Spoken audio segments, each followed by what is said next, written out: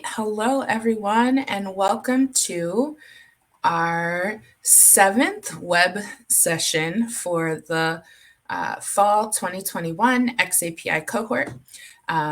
If you're here and you want to connect, go ahead and use chat. You can go into chat and introduce yourself and your pronouns, and what organization you're with and what you prefer to be called. Go ahead and use that. I'm Jess Jackson. I'm the xAPI cohort host. I prefer to be called Jess.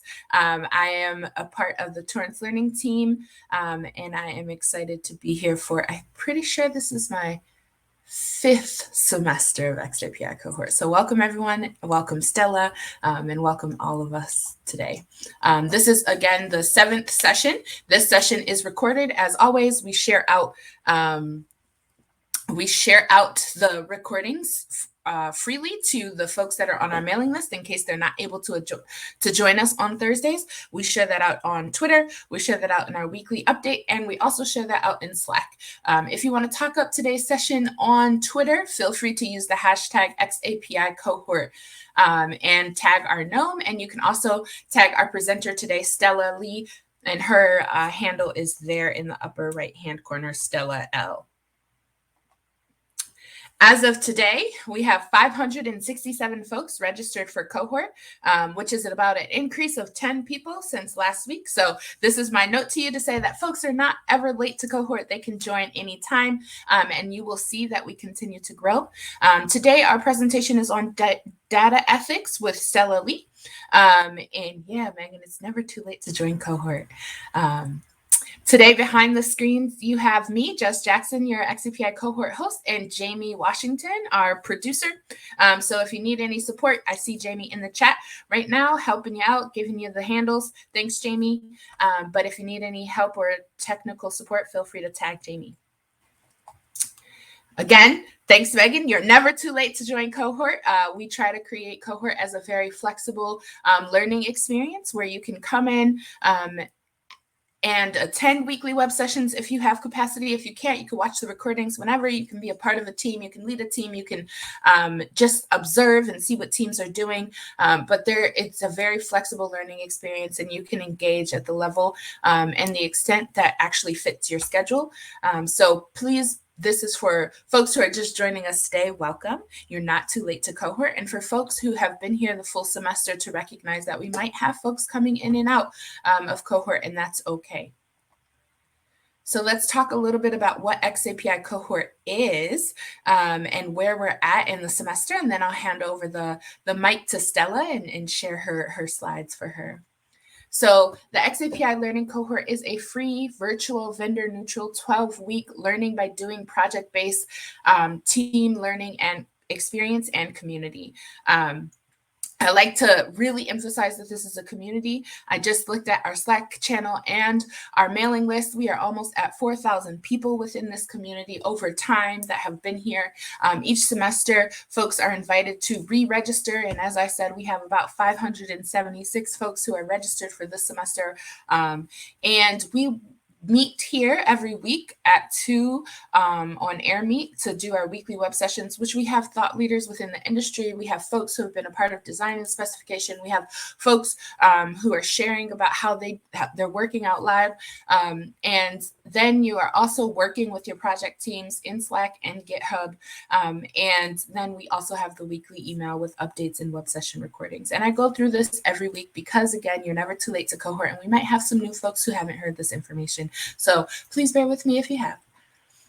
This week, we are in team check-ins. So we'll have team check-ins. I'll bring up the GitHub so we can see where teams are. And we have our presentation on data ethics. Next week, we'll talk about xAPI and the AI potential with Alfonso Riley. We'll wrap up our kind of content with xAPI and friends and how the standard fits into the larger learning ecosystem. And then we'll hop into demos and case studies so that you can see how xAPI is applied and what teams have been doing. So in the next week, I'll actually be taking interest from teams to know which week you want to present in. So if you're thinking about presenting your work, and again, I want to say that during our project team demos, your work doesn't have to be perfect. It's an opportunity to share out the work you've been doing for the semester with the community. And we'll be taking a list of if you want to present on November 11th or November 18th. With that, I'm going to stop sharing my screen and pull up. Actually, I'm not going to stop sharing my screen. I'm going to just pull over Stella's presentation and go off camera. And I'll pass the mic over to you, Dr. Stella Lee. Oh, thanks. You can stay on camera, Jess. So thank you, and everybody. It's the first time I'm on this platform and the first time I'm speaking to you guys as an xAPI cohort. So excuse me if I'm unfamiliar with the platform with Meet, but really good to be here. And just want to say, I want it to be as informal and interactive as a session as we can be. This is really a conversation rather than me telling you. So please feel free to put all your comments and questions and ideas in the chat. And thank you so much for Megan and Jamie for monitoring and having me here. So let's get started about data ethics. So yeah, go ahead and to the next one. So just before we talk about data ethics, I want to take a minute to think about, like, when you hear the word ethics, what's the first thing that comes to your mind? Like, what do you think it is? Like, could you share your ideas in the chat, please? And yeah, don't be shy. There's no why you're wrong answer. I'm just curious in what you guys thinking about it. Yeah, doing the right thing, more standards. Keep those coming. Anybody else? Feel free to share. I love that Latin. Yeah. It has it's been around for a very long time. So I think please feel free to keep these conversations coming, using it in the right way. So yeah, we tend to typically think about ethics as setting the standards of setting a standards of what's morally right, or what is socially acceptable, what's legally within the confine of and the context that we can operate in. I like that, drawing a line between competitive spirit and foul play. Yep, it's all kind of setting some sort of standards and boundaries within which that we can function, right? Addressing issues like privacy concerns. These are great thoughts here. But when I was thinking about that, and as I was preparing for this talk, I can't help but think, okay, that is kind of the official definition, but what would be an interesting way of looking at ethics, and particularly at data ethics? And I was inspired recently by a conversation I had with Dr. Stephanie Moore. I don't know if anybody's familiar with her work. She's actually writing a book on ethics in educational technologies. And so I invite you to look more into her work. And she mentioned that she likes to consider ethics as an ongoing process, as an opportunity to continue questioning and work, and providing a place to have a critical reflection. And I really love that definition, because ethics is not a one-off, is not a done deal, is not focusing on some sort of a code that, compliance. Instead, it is an ongoing, it's a continuum of thinking about issues, about, so you're saying about privacy concerns. It's something, it's not a one-off. It doesn't stop once we thought about it because it changes. And as we do more things, then we have to reflect that in action as well. So I really like to set the tone about that's the lens I look into. Also, who's the right things? Yeah, it depends on the lens. Thank you. That is very true.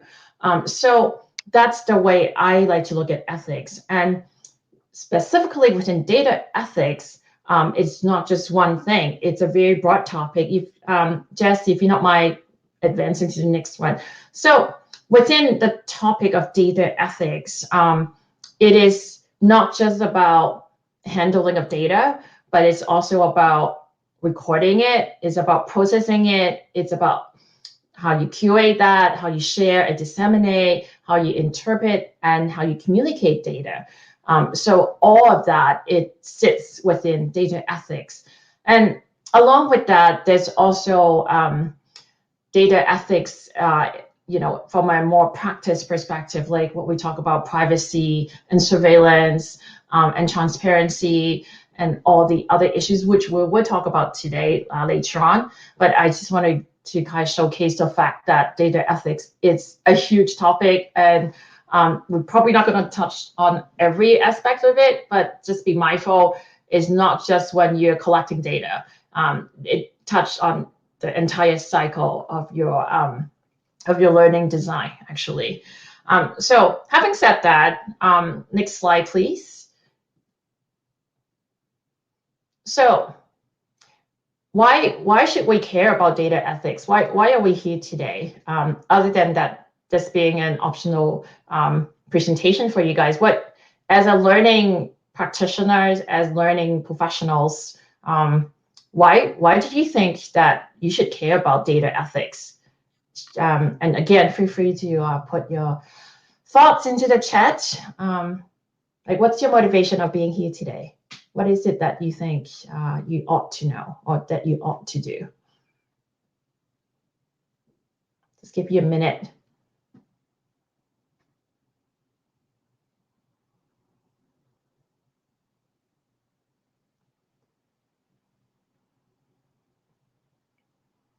I'm waiting.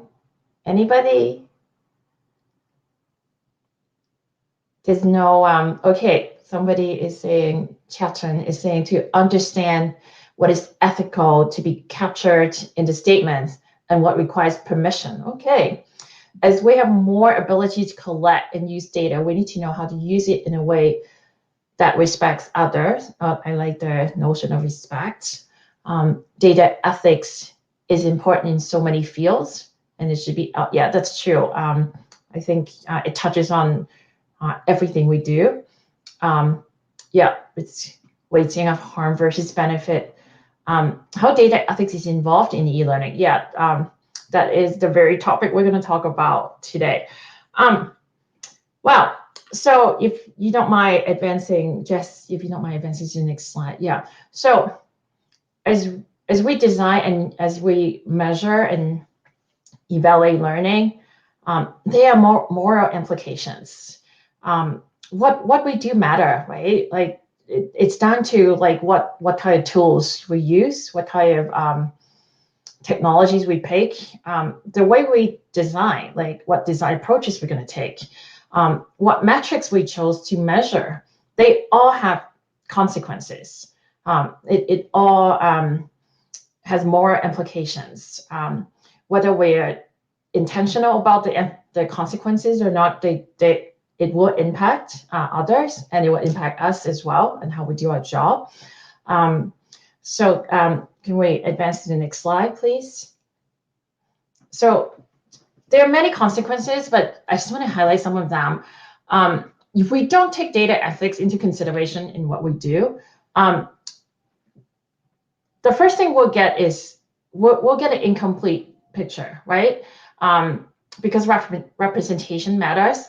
If you, for example, if you don't, if you're collecting data on how people are learning, and if you only collect data on people who are interested in this particular topic, perhaps you're excluding on people and in understanding why are people not interested in this topic and therefore not taking this learning. So that's a representation issue. And I'll talk about each one in more detail. It will skew our judgment and the ability to make decisions accurately. And the worst case scenario is the potential to cause harm to others. So let's look at the consequences in more details. I don't have more here, but we can talk about that later on. So go ahead and advance the next slide, please, Jess. So then the next question I want to talk about is, and you guys can help me think this through more too. Okay, organizations have always been collecting data about us. As learning professionals, we've always been measuring learning. So why do we have to think about data ethics now? Like what is it that we should care more now? What's different? What has changed? Do you guys have any thoughts or ideas on like what's different now? I will continue in the interest of time, but feel free to type into the chat. Jesse, please go on to the next one. Oh, am I missing some slides here? I think I might have missed one. Okay, can you go back up one? I will just talk through this. Okay, Megan has a thought here. This never seemed like a big deal back in the days of SCORM, but the threat of having more data seems to set off some warning bells. Yeah, and increased awareness, privacy in the tech industry. Yeah, these are really good insights, and they are valid. So first of all, I think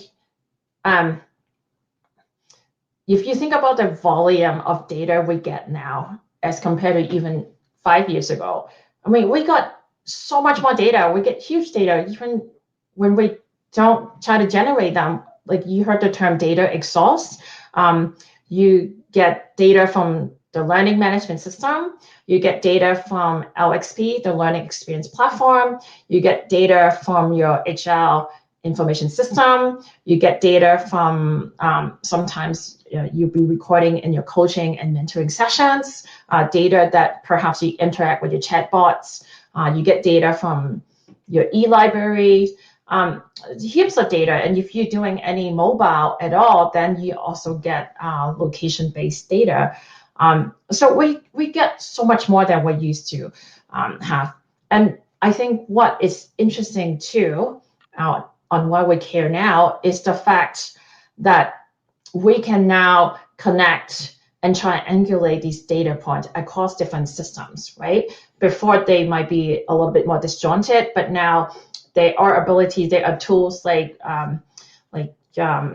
Power BI and other data visualizations and data analytics too, that you can aggregate data and look at the picture across different activities. If you look at Microsoft 365, you get Teams, you get the emails, you get the productivity tools. So you get all of that sitting in one platform, and the data can actually now talk to each other, or at least you can input it into one system and analyze it.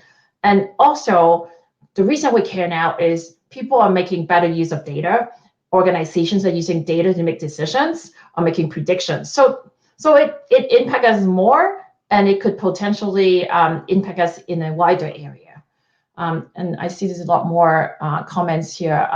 In the context of what's going on with Facebook and other social media, the overall temperature in the room is higher. That is accurate. With Facebook and other social media also constantly collecting and selling our data, I think it's more of a concerning topic right now. Lots of data is getting captured compared to understand user behavior compared to what was captured decades back. Yeah, that's right. So yeah, there's also issues of generalization and standardization, the need for adaptive learning. These are all valid insights. So that's the reason why we need to care more now, especially in light of more and more platforms are using AI-enabled technology.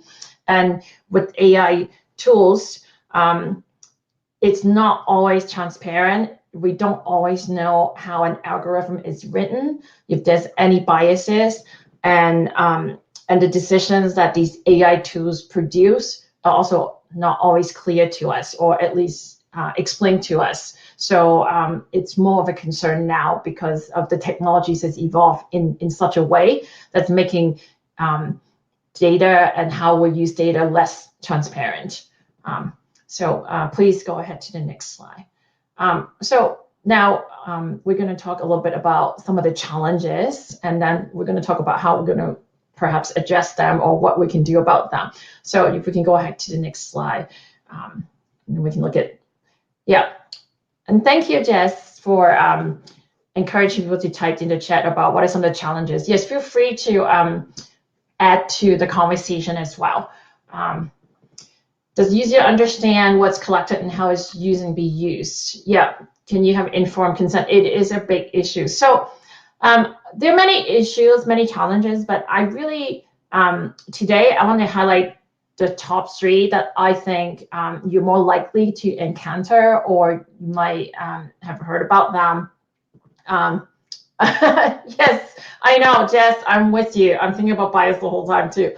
So the first thing is, I think somebody mentioned adaptive learning in the chat early on, is that this potential for when we make use of data to inform our learning design decision, it could become too prescriptive, right? Think back on any recommended systems that you use, Spotify or Amazon or any of that. Those are recommended systems. It might become too narrow, and I'm going to talk about each of these challenges in the next couple of slides in more detail, but I just want to go through them with you here. So there's some problems with the way we use, the way we design, and the way we reveal recommended systems and adaptive pathways. And the second, Jess, the second biggest challenge we look at is unintentional biases. I think we are more aware of intentional biases, but the unintentional ones are the ones that we really need to watch out for.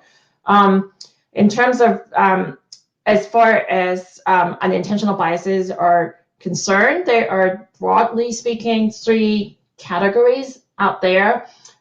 One is the bias in the data collection itself. One is the bias in the algorithm. And finally, as human, we also make mistakes, so there's human errors. And finally, we hear and talk a lot about privacy and surveillance concerns, especially in light of a lot of facial recognition software out there being abused, and there's a lot more regulations on that now. So I think this issue is on top of everybody's minds these days. So if you can, Jess, if you can advance to the next slide, we can look at the challenge of learning being too prescriptive. So just one more down. Do you guys know what this graph is about? Anybody have any idea? Again, feel free to put it in the chat. Or what is it about? Social media? It could be, but what is it?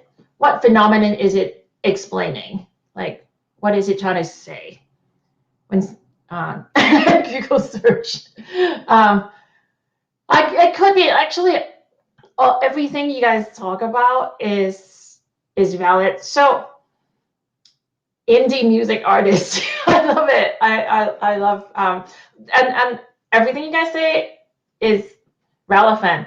Okay, have you heard of The Long Tail by Chris Anderson? Anybody? Just say yes or no. Yeah, learning to hit. Okay. Jess, if you don't mind going down to the next one. So the long tail, it's a phenomenon. Yeah, they talk about Google search, engagement, social media. It's about there's the head and the tail. So most of the content they're being that it's popular, that's being consumed, are in the head, right? So those are the majority of the content, the majority of the searches, the majority of the popular music, the popular whatever is in the head. But there's a long tail of very different types of, for example, indie music artists that maybe only a handful of people would search for or know about. But there are many, many of them in the marketplace. Interestingly, the long tail also apply to when we are using recommender systems to learners, for example, is that we have this problem called popularity bias. When the content is popular, that are being requested and being searched and being consumed more regularly, the recommender system will reinforce that content and push it out more often into the head bit of this graph, right? So the content that are being popular are the one that's going to appear more often on your LMS, on your LXP, on whatever content system that you have to your learners. And if you're not aware of this problem, there might be a lot of other content that are equally relevant, but they're never being as easily discoverable by people just because we have this bias built into the system. But I mean, and there are many researchers and practitioners that try to change that, and there are mechanisms to change this problem, but there is a problem to start with, so we need to be aware of that. The same with, or very similarly with adaptive learning, is that what is being adapted is not often clear. They also have the problem of lacking transparency, lacking the ability to review and audit, and lacking the ability to update the assumptions. If there are more people taking, say, a certain adaptive path, how does it change the system, and how does it update the assumption in a system? And as a learning professional, are we able to reveal that? Are we able to look under the black box and reveal the data that's being collected within each of these adaptive paths? So as a data ethics problem, I think the first one is we need to be mindful that the learning we design is not ending up being too prescriptive, and therefore we are hiding content that perhaps are less popular but equally relevant. So that's the adaptive problem. So the next slide, please. By the way, at the end of my presentation, I put some resources for you guys if you're interested in reading more about these issues. The next one, we talk about unintentional biases. So if we scroll down one more slide, please, Jess. You guys heard about sampling biases or selection biases, right? So when you're, say, collecting some sort of learning analytics, when you're trying to measure learning, are you actually looking at a representational sample, or are you inadvertently collecting information that it's skewing the way we look at the results? I really love this graphic because it so simply explains what sampling or selection bias is. You get all these little wonderful different colored dots out there, but if you are selecting a set of data, and that data is only capturing the red and the yellow dots and one pink, then you would think, oh, so the majority of the learners are red or yellow.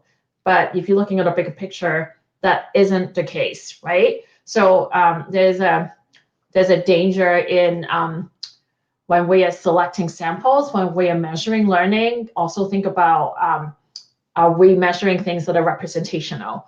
I really love to use an example on, have you guys heard of Jill Watson, the teaching assistant chatbot at Georgia Tech University? Yes or no? And I can send a reference later on. Yes, no, okay, a mix. So basically Georgia Tech has a online master's level computer science program, and they have large enrollment. Oh, maybe it's not even master's level. I think it's undergrad. So anyway, they have large enrollment online, so in hundreds of students. So they often have several TAs to help answer questions, like company ask questions like, when's this assignment due, or how many pages I have to write this assignment. And so several years ago, they introduced an AI chatbot as one of the TA. And so it's going really well. But one of the problem is this AI chatbot has been fed data that was used based on a past enrollment sample, right? So this chatbot also does chit chat with students like, welcome to the course, how are you doing? How do you feel about this semester and stuff like that. So kind of just everyday conversation. When a male student talks to this chatbot and say, oh, I found out that I'm going to be a father this semester. We're expecting a baby.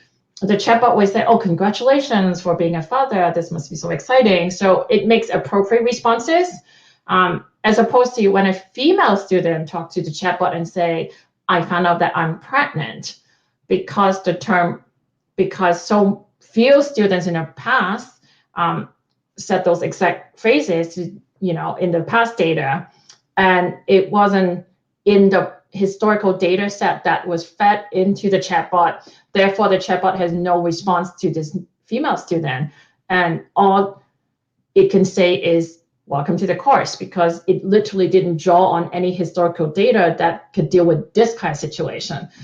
So we have to think about, what kind of historical data we are feeding, say, a system like an AI system, and is that past data representational?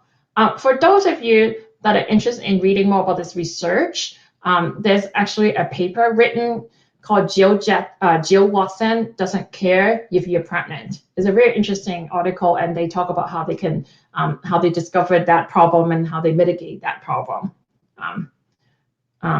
Yes, they also didn't tell students that it was AI when they launched it. That was another issue. But apparently, they also did a survey after, and most students thought it was a good idea, and they didn't have any problem with the chatbot being not human.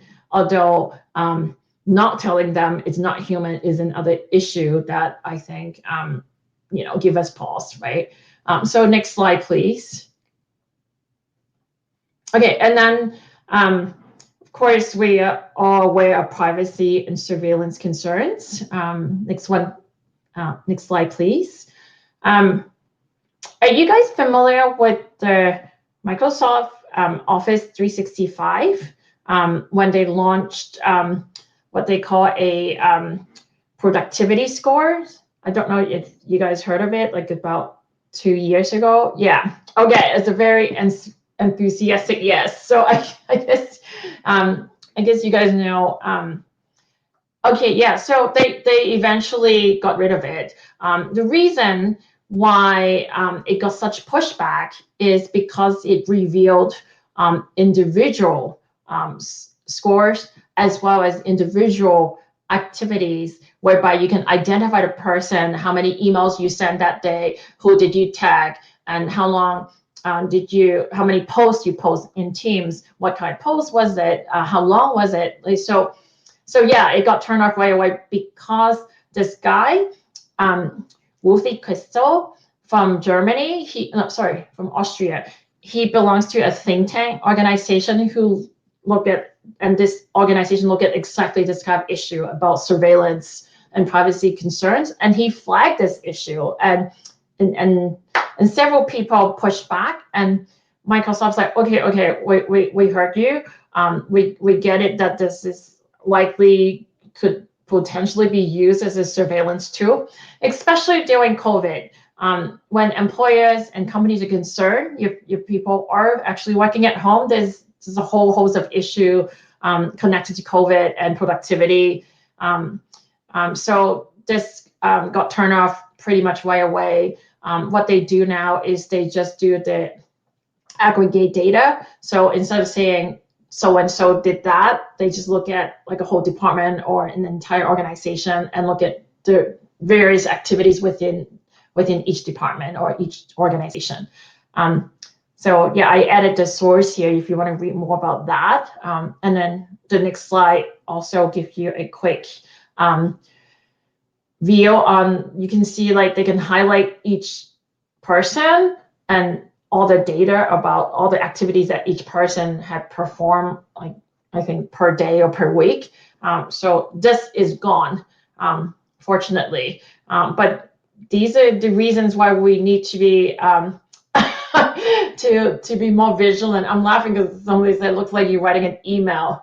Oh, Clippy, yeah. For those who's been around, and I think was it in the late 80s, early 90s, Clippy was around. Yeah, that's yes, that's right, Clippy. For the younger folks here, I don't know if you guys actually know the history of Clippy. I would highly recommend. There's a lot of really interesting UX research on that as well. I would encourage to read about that. So anyway, that's the surveillance and privacy issue example that I like to give you. But there are many, many systems out there, especially in the LMS world. There are some LMS that also give you a predictive scoring per student in terms of the success rate, how likely they are to, say, complete a module or complete a certain training, and to flag if anybody is at risk of not finishing the training. So those are also potentially used against individuals as a surveillance tool, and we need to really be vigilant in looking out for those potential challenges. Next slide, please. So, okay, now that we talk about some of the challenges, we have to think about, like, you know, as practitioners, what questions do we need to ask and what should we be looking out for? Oh, somebody had a really interesting comment. Zoom had a feature that tracked whether Zoom was frontmost app or other app was in focus. Okay, tracked in engagement. That's good. That's interesting. If you, Martin, if you have like a link to share, and same with anybody else that mentioned any other surveillance tag or any other potential challenges, feel free to share the links as well in the chat. I like to know too, and I'll make sure I add that to resources at the end. So, okay, what do we need to look out for? Many, many things, again, but I'm just going to give you some highlights. The next slide, please. Okay, so I just want to get you started with, and I'm sure you guys see all the chat. I'm sure you guys highlighted some of them already. So I think the first question when we're collecting and using data and interpreting data, it's to think about what's the purpose? Like, what are we doing? Like, what do we need this data for? So think about your end goal. So the reason I say that is because I see so many people collecting data for the sake of getting data, not because it serves a purpose or it's not serving the right purpose. And also to think about when you're interpreting and communicating your findings, how do you go about doing that? Are you excluding certain findings? Are you, you know, in the way you communicate, has it changed anything? Are you downplaying certain outcomes, or are you magnifying certain findings? So just be mindful. I think the first question to ask, or the first thing to keep in mind, is anytime you handle and use data for anything, think about a purpose. And then we also need to be mindful and look at where do we source our data, and to understand like the context that we get them from. Obviously, if you're getting it from LMS, are we able to source the obvious ones, are the completion rate and the pass fail rate and all this stuff. But is that it? Are we able to aggregate data from other platforms? And are there any problems with the data? Like, are we only collecting the data that are easy to get, what we call the vanity metrics, instead of looking for perhaps data that more difficult to get but more relevant to answering our questions? And then we also want to think about the data representationally what we're trying to do. Obviously, if you're collecting e-learning data, are you excluding people that are not doing e-learning? Are you able to, if you're collecting only from the LMS, are you excluding people from getting, doing training on the intranet? Are you looking at what about other informal data? And I understand you guys are doing xAPI, and I know you're mindful of the data outside the LMS and the LXP. So I trust that you guys are much more mindful as an audience to think about data representation. And then I think this one is really close to my heart, is that people often are collecting the wrong or using the wrong metrics for measurement. You guys are well aware of the fact that we're often just measuring number of seats, number of people completing. Like, does this actually tell us if people are engaged? Does it actually tell us if this content is aiming at the right level? And don't forget, data could be qualitative and quantitative. So think about it from a more holistic way. And what is missing is just as important as what's being collected. So by choosing a certain metrics, you're leaving out others too. So you have to be mindful of that. And yeah, there's lots of activities and comments. I would try to get back to them at the end, and we'll have time for Q&A. So I just want to make sure that we have enough time to go through the content here. And then we also want to think about, like, are we making assumptions about learners when we're interpreting the data, when we're collecting data, when we're communicating the data? Sometimes assumptions like, if we're looking at multi-generational learners, sometimes we'll make assumptions about the generations and the characteristics associated with each generation, whereby maybe those are just stereotypes and they're not necessarily true. Or maybe we make assumptions about our staff from other offices, other parts of the world.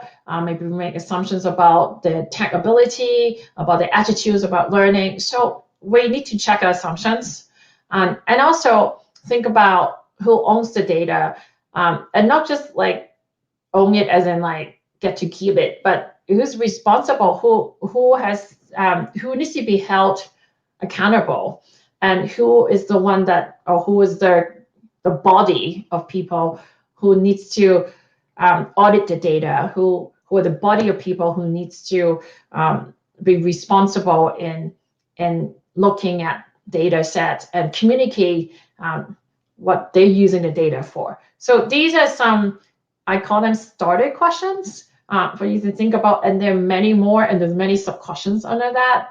But I hope that would kind of get you curious in exploring more about that. And yeah, I love it. Are users aware that engagement data is being collected before joining classes and have consent? Yeah, a lot of times people don't have consent or not aware of the data being collected. These are good questions. Next slide, please. So then I want to kind of talk about something that we can do, like what can we do to ensure data ethics? And sometimes people think, oh, I'm not in IT, or I'm not high enough in the organization, I don't have the ability to do anything. But that's not true. I want you guys to think that we all have a role to play, and we all can do something about that. So let's go on to the next slide, please. So first of all, I think, and I know you guys are already doing that here because you're in this class, you're in this webinar, and learn about data. data literacy, it's kind of the foundational level that we need to get to collectively, especially in the learning and development field. I think a lot of us feel uncomfortable or lacking confidence in looking at data, in manipulating data, and never mind advocating for data ethics. But I think the first thing is, don't be afraid of it. Just try to get hold of data sets from all these systems that you deal with. Try to look at them, try to see if there's any problems or any glaring errors. Data sets we collected are often not clean. Like there might be duplicates, there might be mistakes. Even just learn to detect those problems is the first step. Understand the context we collect data. So I think just upskill our data literacy is something that we can all do. Somebody pointed out understanding the roles around data as a controller, owner versus processor is fundamental. Yeah, so it's all part of the data literacy as well. So I encourage you to learn more about that. Next slide, please. Okay, so I think we did touch base on governance and policy. I put a resource on data governance at the end of the slides for you, because I think, maybe we can be making the decision to form a data governance within our organization, but we can certainly, bring that awareness to every meetings that we go to talk to our colleagues about it, and also if there is a data governance in your organization, to learn about what they do, because it needs to be an intentional effort to put the structure and accountability in place. So, and also there are data governance examples out there with organizations. A lot of NGOs put out really good ones. A lot of governments put out really good data governance policies. I think I added a link to the Canadian government site at the end, because they do have good data governance policy, as well as how they classify and define data literacy. I think it's a very comprehensive document. So I just added that as a link for you to review that. So governance and policy is the second thing that we can, at least advocate for, and also to learn more about that. So then the next slide, please. And finally, I don't know if you guys heard of this privacy by design. It is a methodology that's used in system engineering. It was proposed by Dr. Anne, what's her name, Kovakian. She's a professor at University of Toronto. But I think privacy by design as a methodology actually is very applicable to what we do. It essentially talks about to ensure the protection of privacy of people, we need to put privacy at the very beginning of any design development cycle. So don't think about it at the end as a bolt-on approach. Think about it at the beginning when you're designing your learning, when you're thinking about how you're going to create a program. Think about, like, what are the privacy concerns? What kind of data, what kind of information need to be protected? What are some potential issues when you're implementing this AI tool? What are some potential privacy and surveillance concern when you're implementing a chatbot, when you're implementing a LXP, when you're using a recommender system? So it needs to be at the beginning of our design cycle. And and I also added a link for you guys to read more about. And the next one, please. So here's a list of the further resources that I mentioned before. I imagine, Jess, you're gonna share this with this attendees today, right? And with the class. Okay, perfect. Yeah, so feel free to look at them. So let's get to the questions, comments, and thoughts section of the presentation. And at the very, very end, I also have my contact information. Happy to connect, happy to talk more even after today. Always love to hear about your experience. Always love to collect more use cases and case studies. So please reach out and connect with me. And thank you for being such a great participants today. And thank you for putting up with me. I'm heading it back to you, Jess. Thanks, Stella. That was great. Thank you, all the participants in the chat. It was great conversation. I love the back and forth and engagement there. If there are other questions, I don't know if Stella's going to hop off immediately, but I wanted to, you can ask questions that you might have in chat while we go and wrap up today with some project status updates. So if you are speaking on behalf of your team today, feel free to raise your hand and we will bring you on stage to give your update. So right now I'm seeing Liz. Hello, can you hear me? Yes, we hear you. Awesome. Good afternoon, everyone. I'm Liz, and I'm speaking on behalf of Team CMI5. And our team channel is Team CMI5 Create AU for anyone who wants to join. Our team summary for the week was that we actually met up last Friday, and Chetan graciously, he's one of our team members, graciously offered to walk us through the Docker setup process in order to be able to test the CMI5 test suite. We did run into an issue towards the end. It's just like a technology issue where his computer has an M1 chip, so the system didn't seem to support it quite yet. So we weren't able to find a resolution at the time, but we did record the call for future reference. So anyone who who wants to go through the setup process as well has a point of reference. And we also agreed to take notes of where we ran into trouble when trying to install Docker on our own machines.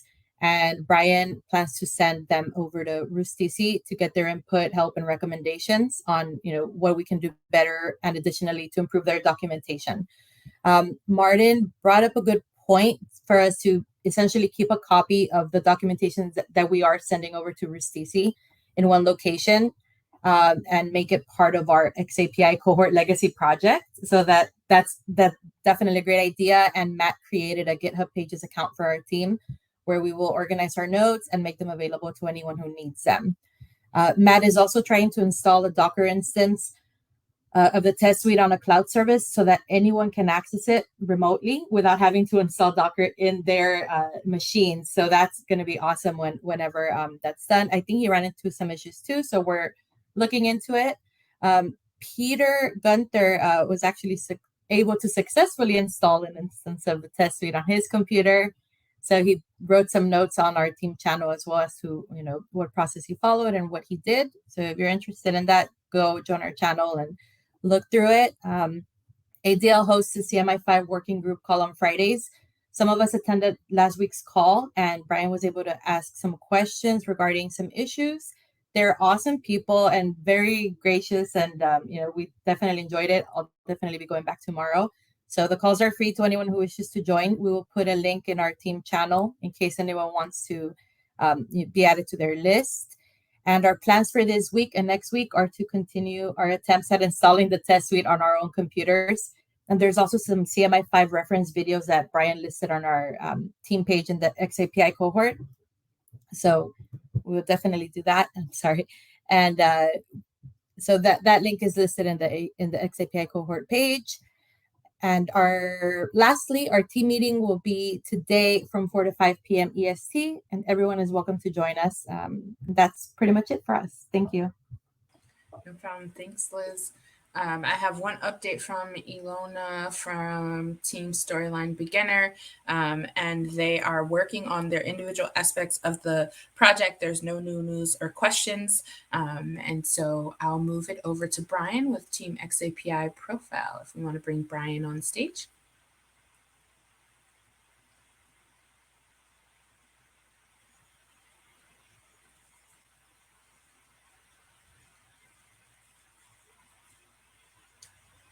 I see you, Brian. I'm not sure if I hear you.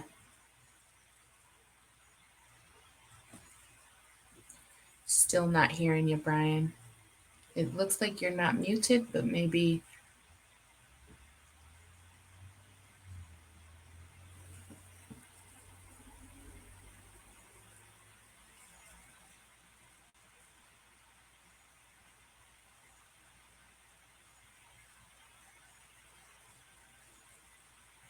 If you go to your audio settings, maybe.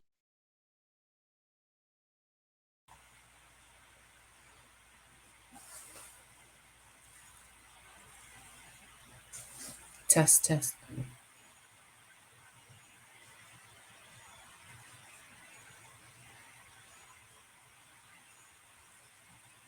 right. Brian, while we wait for you to test your mic, I'm going to just wrap up our presentation for today. So we are, oh, there you are. I hear you. I'll bring it My back. apologies. No problem. It defaulted to a different microphone. I had to go back and reset it. No problem. Go ahead. Okay. So as you can see, there's quite a bit of update for last week. Our group met and we were expecting Jason to join us. Unfortunately, we got a conflict in schedules. He's actually planning to join us tonight at 6 p.m. He also provided a link to the video that we started to review that was published as part of iFest. It's now up on YouTube. So people should, if you have time, should go ahead and check in and take a look at that. It will provide a lot of background detail about the profile server and the documentation that Jason's group has published for the Department of the Navy and NETC. The other things we did was we had a couple members from Team Down Under join us, Peter and I'm blanking on the other name right now, but Peter was able to walk us through the xAPI profile server as an author. He is actually leading a group from Team Down Under that is the xAPI user group, and they are publishing a new profile as part of that group. He also led us through some commentary on some of the profiles that are up there that are actually soon to be marked as deprecated, meaning that they should no longer be used, no longer be current. So those notes are also in the update. So we're looking for support to join in and work with us on the profile side of things. As I mentioned, Team Down Under is working to publish a profile, and Judy Katz has mentioned that she is interested in publishing a profile for Pebble. Matt also joined in and mentioned that we can set up a team GitHub page. So he had a comment on that. So we put that in the notes as well. Thank you, Matt. Next meeting is tonight at 6 p.m. Eastern Daylight Time. Again, we're expecting Jason. Not Jason, but Jason. And there may actually be some JSON as well. And then down below, we have a list of resources that were discussed at the meeting. Obviously, the profile server, but the vocabulary server and Torrance Learning's vocabulary flattener has been quite helpful. And then there's some other documents that people might want to look at. The other thing that we mentioned, or that Peter actually mentioned to the group, is that Rusticy has mentioned that the tin can registry is now considered out of date, and people should look either at the profile server or the vocabulary server. So that's the update for Team xAPI Profile. Awesome. Thank you, Matt. Brian, I don't know why I said Matt. Thanks, Jessica. All right. So as you can see, where we are with teams is that we're all digging into those details, trying things out, learning, finding out how our projects can iterate. So we had our updates for today. Reminder that we're here every week at 2 p.m. So the link is there. Next week, we have xAPI and the AI potential in learning. A reminder that December 10th is our xAPI party online. I know that it sounds like a party, but it's actually a learning conference. And you can learn more with the link to our website there. As always, if you have questions, comments, or concerns, feel free to email us at xapicohort@torrancelearning.com or send me a message in Slack. With that, I hope you have a beautiful Thursday and an awesome weekend. And I look forward to seeing you next week. And I'll be in Vegas. Actually, yeah. Have a good day.